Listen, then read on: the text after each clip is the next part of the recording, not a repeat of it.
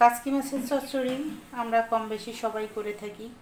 আর এই ছোটো মাছটা কিন্তু বিশেষ করে বাচ্চাদের খুবই পছন্দের একটি মাছ, যেহেতু এই মাছে কোনো কাঁটা নাই। তাছাড়া কাচকি মাছটা কিন্তু সবার জন্য খুবই উপকারী, বিশেষ করে চোখের জন্য, শরীরের জন্য, যাই হোক সব কিছুর জন্যই কাচকি মাছ অনেক উপকারী একটা জিনিস।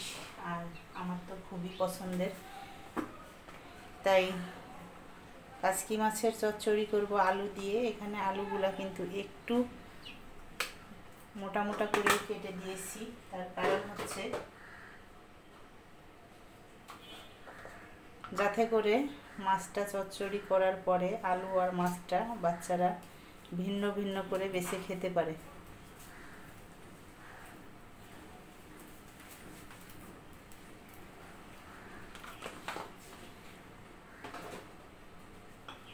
আমি যে কোনো ধরনের ছোট মাছ হাতে সাজিয়ে রান্নার ক্ষেত্রে কিছুটা আকর জিরা দিয়ে থাকি, আজও দিব।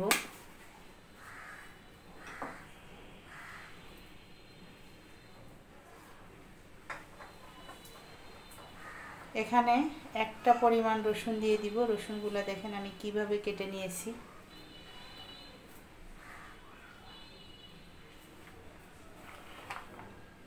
দিয়ে দিব অনেকটা পরিমাণ পেঁয়াজ কুচি,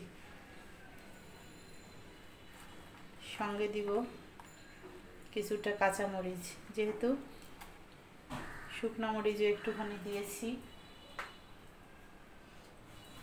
এখন যেটা দিব সেটা হচ্ছে সরিষার তেল।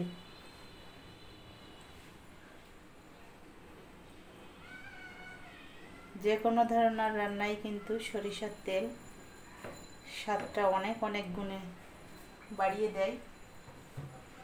আর ছোটো মাছের চচ্চড়িটা আসলে সরিষার তেলের কোনো জুড়ি নেই।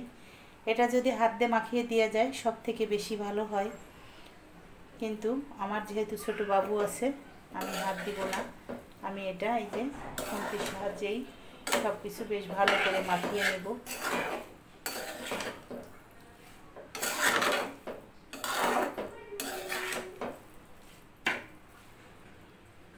মেখে জেখে নিয়ে কমপ্লিট হয়ে গেছে। এখন একটুখানি পানি দিয়ে দিব।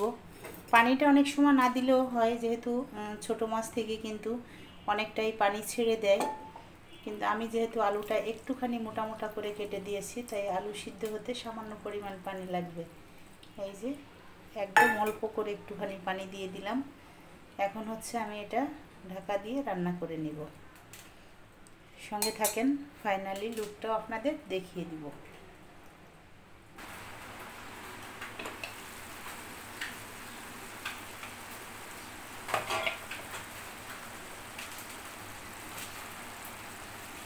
কাচকি মাছটা এই যে দেখেন হালকা করে একটু নেড়ে চেড়ে দিব। খুব বেশি নাড়ার দরকার নেই।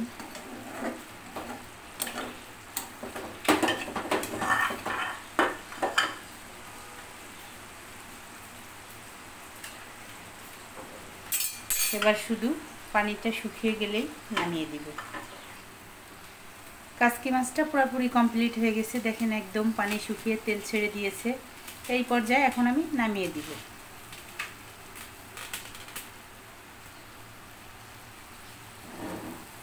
একদমই পানি নেই, দেখেন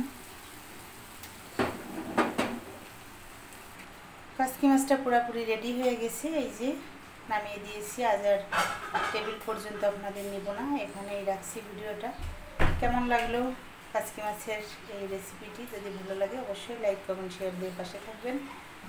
বেশি বেশি করে সবাই ছোটো মাছ খাবেন, সুস্থ থাকবেন। আল্লাহ হাফেজ।